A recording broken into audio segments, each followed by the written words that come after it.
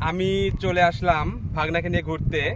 আমি এখন অবস্থান করতেছি হালতি বিল, নাটোর জেলার একটি বিখ্যাত এবং বড় বিল। আপনারা সবাই জানেন যে হালতি বিলের কিন্তু নাম ডাক আছে নাটোর জেলার মধ্যে একটি বড় বিল, অর্থাৎ আমাদের যে চলন বিল অধ্যুষিত যে অঞ্চল, সেই চলন বিলের মধ্যে একটি বড় বিল হচ্ছে হালতি বিল।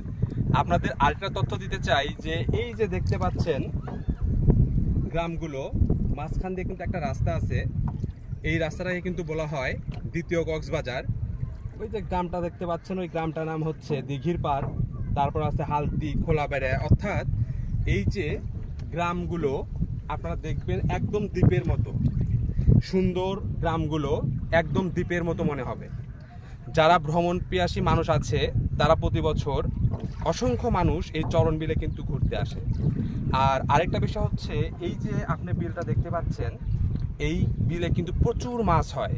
অর্থাৎ এখন কিন্তু মাছের সময়। আপনারা এইদিকে দেখতে পাচ্ছেন মাছ ধরতেছে, আবার এইদিকে দেখতে পাচ্ছেন ছেলেরা কিন্তু নৌকা নিয়ে কিন্তু তারা মাছ ধরতেছে, অর্থাৎ মাছ ধরার কাজে ব্যস্ত আছে। অর্থাৎ আমরা যে দেশি মাছ বলতে যে মাছগুলো বুঝি, এই মাছগুলো কিন্তু এই বিলে পাওয়া যায়। এই মাছগুলোর মধ্যে কিন্তু কোনো ভেজাল নেই।